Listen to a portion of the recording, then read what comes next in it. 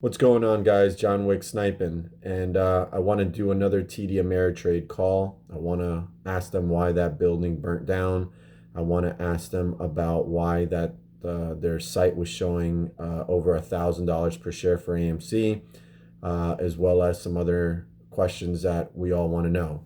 So give me a second. Let me get them on the phone. So I've got my trusty landline. Welcome to TD Ameritrade. Here it To is. hear about the dates when TD Ameritrade sends out your tax documents, press 9. Otherwise, please stay on the line. Thank you for calling TD Ameritrade. My name is Don. Can I have your first and last name, please? How can I help you today?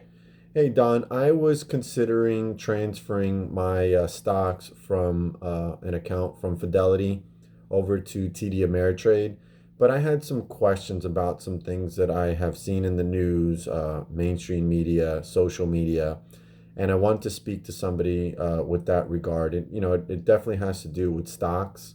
So I just want to be transferred to the most knowledgeable person on that as possible.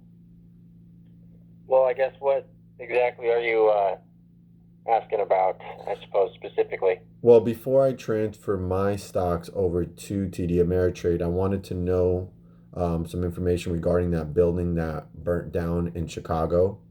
And I also wanted to know about a particular stock that was reflecting a high share amount for a good amount of time. I believe it was yesterday or the day before.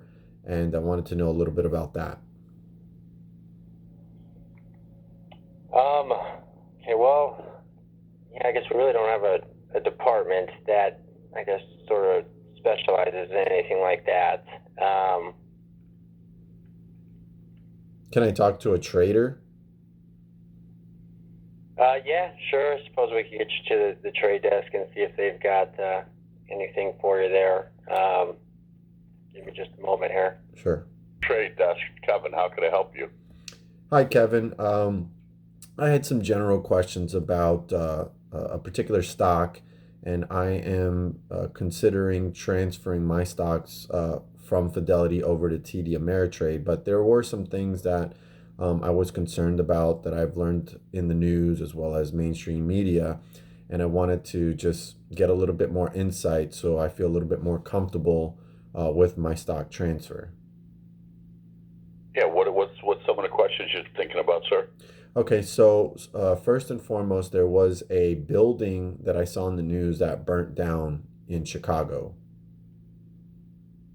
Yeah, hang on. Yeah, I mean, they sent out a report that we can read the customers if they ask about it. I got to read it because I don't really, I'm not too informed about it. I know that we did store a couple things there, but people were saying that we actually set the fire and burned stuff down, but that's not true. We're actually investigating to see what happened to and stuff like that.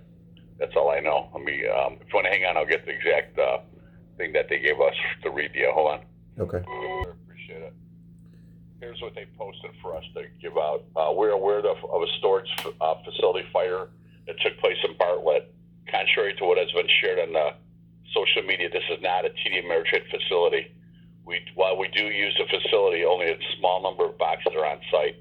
And the fire, at the time, the fire was relatively small. Like other customers, we are currently working with the facility management to understanding the cause and impact. And that's all we have. Okay, so I guess based on what you just said, there's nothing of value that was lost, right? Is, everything that can be recovered, or were there things that burnt? And I'm a trader. I have no idea. I don't want to give you an answer that's not correct. A lot of times they put stuff on. I know we have like dual, hardware, like servers all over the country, in not in one place in case something like that happens. So I would imagine there's probably, this is just, I don't want to tell you the wrong thing, but I would imagine they have more than, if there was records in one spot, there's records in another spot. That's the thing. Okay, fair enough. I'd like to move on to something else that I saw, and it pertains to AMC stock. And that is a stock that I own, and that's a stock that I'd be transferring over to TD Ameritrade. And apparently there was some sort of, if you want to call it a glitch, but apparently yesterday it was held up on your brokerage site, and it was showing like $1,000 and 1,047, I believe, is what was said. Why would it show that? What do you mean, the stock price? Yeah, the stock price, and then the account apparently with the stock was actually frozen within your brokerage, like you couldn't sell it for that price. Well, I'm just going backwards, looking at a chart. What the chart showed yesterday? Mm-hmm. Yesterday, the high and low on the chart's only like it's nowhere near that. So I don't know what somebody's referring to or where you might saw that. And it might have been also Wednesday. Can you check Wednesday? Yeah, Wednesday's the 9th, sir. On the 9th, I show a chart, 1614 low, 1819 was the high. And then on the 10th, which was yesterday, 1785 low, 2096 high. Yeah, I don't say anything like that. I'm not sure what. I mean, I wouldn't think. Time. Yeah. I wouldn't think that it would show in your system. Apparently, they're calling it a potential glitch or something like that. Did anybody state that within the organization? Say, hey, listen, we had this problem yesterday, or the day before. I was working all day yesterday and all day Wednesday, and we heard nothing about that. Nothing about. We're still working from home, but we do get chats about anything that's frozen or stuck. I mean, did it happen that was it shown after hours, or was it during the trading day, sir? I believe it was during the trading day. Yeah, no, I have not heard anything about that at all. I mean, at any given time, we just we pass. We have data providers that provide markets, and we pay for that data feed, and then we send it through on our screens, on TD Ameritrade and on Thinkorswim. Gotcha. And at any given time, if something's incorrect, it could be slightly incorrect, and then they get it straight. But I didn't hear anything about that part type, that thing, sir. I think this insinuation is supposed to be coming from social media, is that potentially that could be the price, but because the price is being manipulated, it showed that for a particular amount of time, and then it was corrected. But from what some of the public is thinking, especially from main social media, they're thinking that it wasn't an error, but it was an error in showing the public. But that potentially could be the stock price, because there's other stuff out there talking about dark pools and stuff like that, where the stock is being bought and sold off the public view at a different price than what the rest of us that are just retail investors can buy and sell for right now. Well, for a stock to go from $19 to $1,000, and there's 23 million shares trading today, there's people that have offers at $30, $40, $50, $60. The market makers have shares. Everybody's trading it now. So I just think that's way far-fetched that for somebody to even make that comment. That doesn't make any sense at all if you know the market. Gotcha. Nobody's holding a stock down. I mean, if the stock has that value, it's going to go to that value. If the stock doesn't, it's going to trade in between there. Let me ask you, are there any more shares to loan currently? No, we don't have any. We never had any AMC shares. It's hard to borrow. They're hard to borrow. Any announced, yeah. I mean, we're publicly traded firms, so we follow the rules. There might be, like somebody's hedge funds and stuff. They don't have to follow certain rules. So that's one thing that they could be insinuating that they're holding it down. We have nothing to do with it. The big firms that are publicly traded like ours, we have to follow every rule and regulatory and compliance thing. So if we can't get a certificate to borrow, we can't short it. Like if you own AMC and you're holding it at XYZ firm, whatever brokerage you're at, you could say do not loan out my shares, or you could say my shares are loan. If you're using margin, we can loan out your shares. But you have to have a certificate. If you don't have a certificate and we can't get them, we can't short your shares. So we don't do stuff like that. We play by the book, unfortunately. Right, but unfortunately. But for people that have margin that weren't really aware that their shares could be loaned out, unless they're telling you guys specifically, do not loan out my shares, you loan them out. Well, that's if it was marginable. I don't even know if it's marginable anymore. Let me see what we're holding it at. No, it's not marginable AMC, so we don't loan out it. We can't loan out anybody's shares. It's paid. Everybody who has it now at TD Ameritrade paid for it in cash. It's paid for. You have to, there's no margin off it. Gotcha. Are you guys getting a lot of transfers into TD Ameritrade regarding AMC? I don't know that answer because that's not my department, honestly. I have no. If we were in the office, we might be talking with other departments, but we're still working from home, sir. So it's really tough to get all the.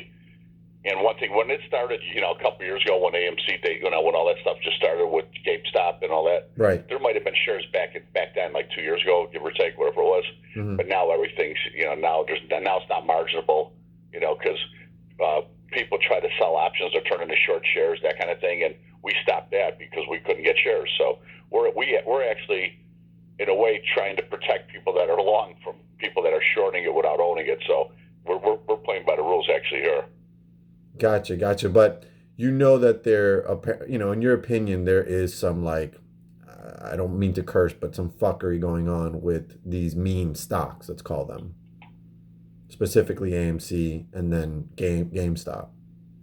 Well, what happened was it was brilliant at first when they came in and started buying all those out of the money options and made the stocks go up. Forced them into going up and buying back the short shares. That was brilliant. And then what happened was the market makers and the hedge funds they figured out a way to stop it, and they stopped it. Now these stocks are going to trade, but they're not going to explode like they did before. That game's gone. Right. That's just the reality of it. What's your feeling on this stuff going around about naked shorting and synthetic shares? Well, we're not going to allow it in specific stocks that we can't borrow. You could always naked short if the shares were available. So, that's part of the trading forever. People have been doing it. Right. And then, like, the SEC came out with these potentially some regulations for transparency. So, I guess the public will now be able to see exactly what the brokerages are doing, what the market makers doing, what these hedge funds are doing with respects to naked shorting, synthetics, and all that stuff. Yeah, well, what happened now, I'll even take it a step backwards. I don't know how old you are, but in 2008 and 9, when they had the mortgage crisis where, Lehman Brothers and Bear Stearns went under. I don't know if you're familiar with that. Oh, and I saw the movie The Big Short. Yeah, well, it was in 2008. I'm 61. I've been doing this for a long time. So, when that was happening, you could short shares, but you were supposed to be able to be accountable for them.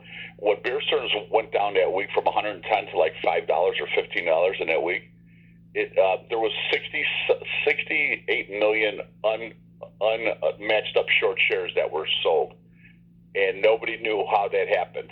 And so then the government, the SEC said, well, now you have to, they changed the rules, which they should do, because people were selling it without even being able to locate shares, and that's against the rules.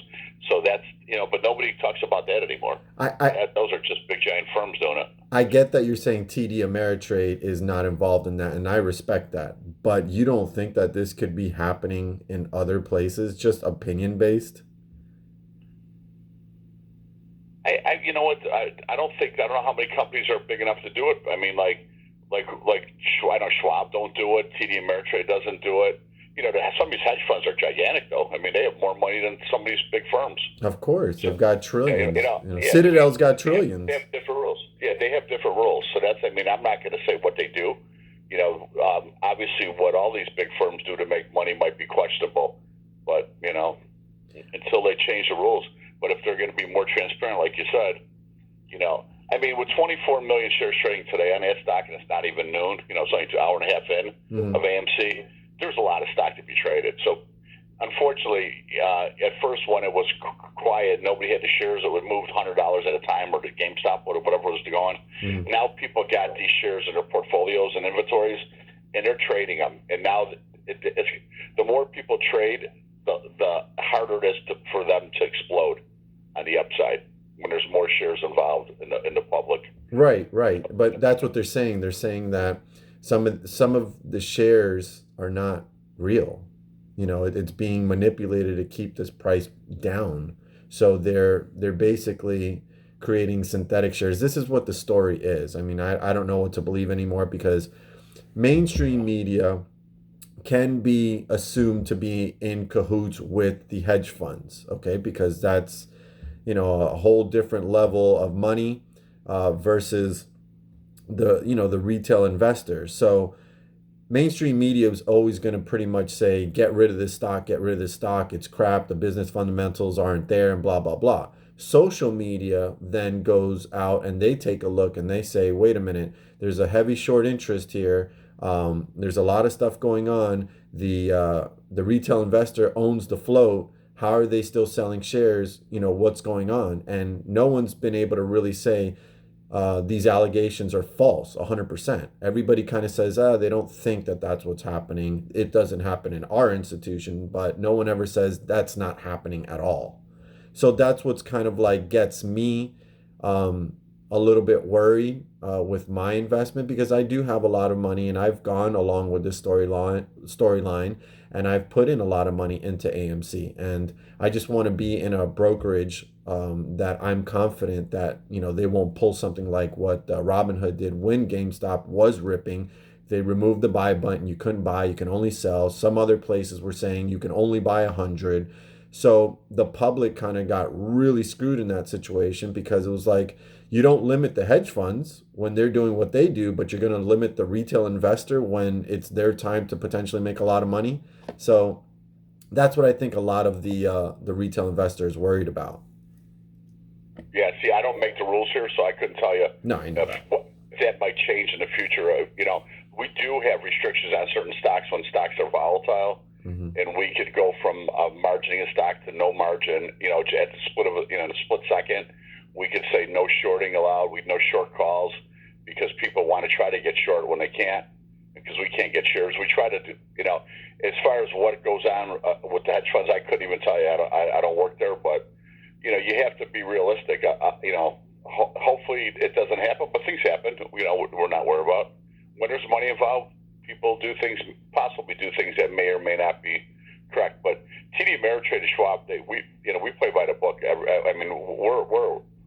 We're giant publicly traded firms, and we're scrutinized and everything.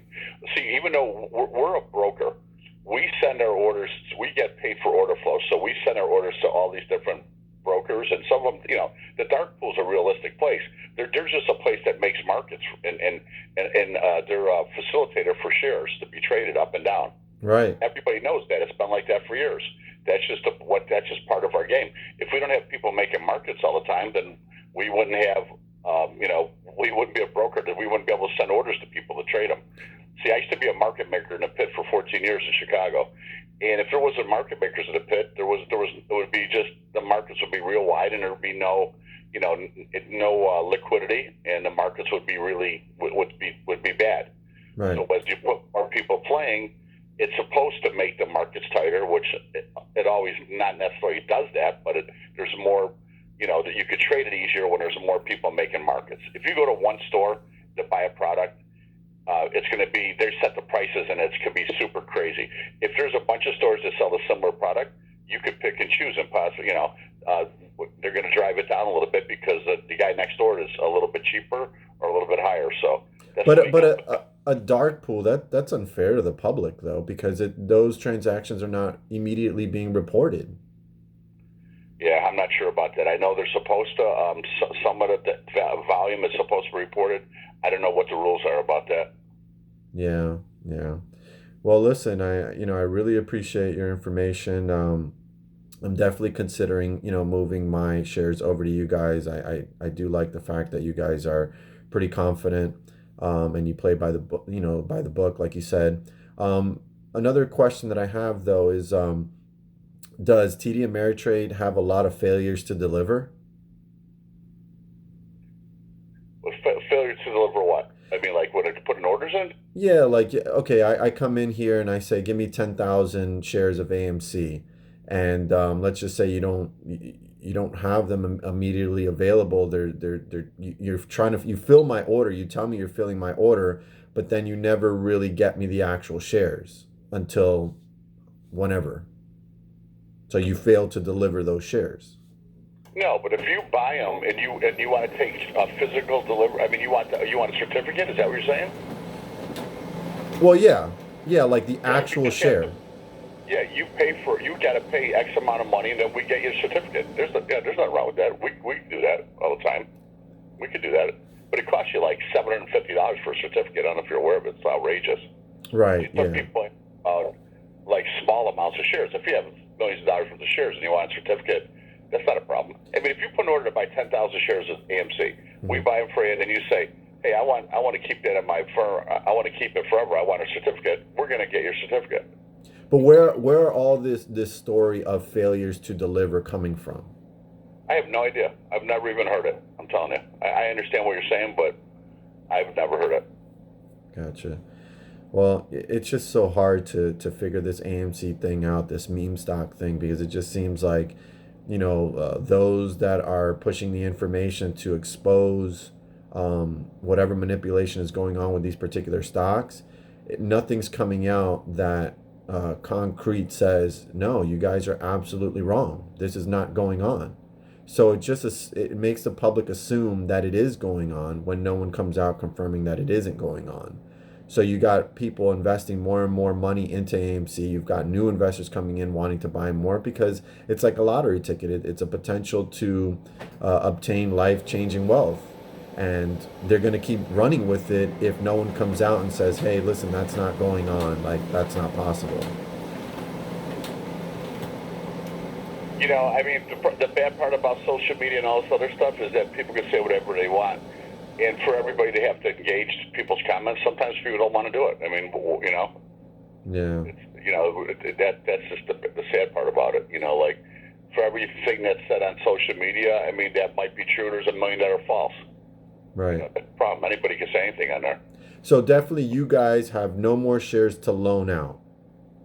No, at this time we don't. It's hard to borrow. If it's not marginable and ours says hard to borrow, that means we can't buy. We can't get shares at this exact date.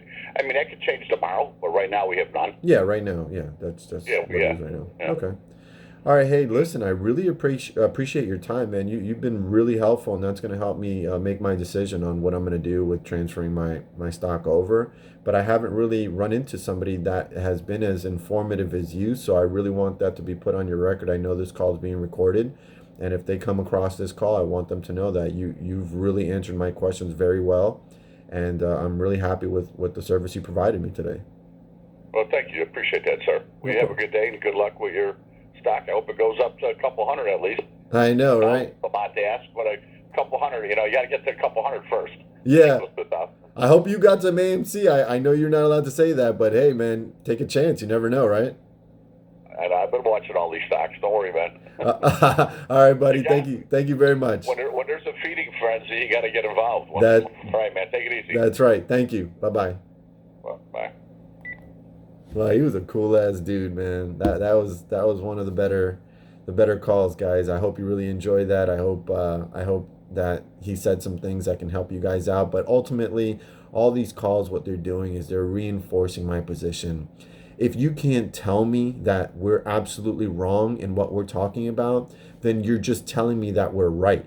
And you're just telling me that I need to, whatever money I can find, keep buying some more shares. And so I'm really happy with that call. I hope you guys enjoyed it. Johnwicksnipin, he's out for now.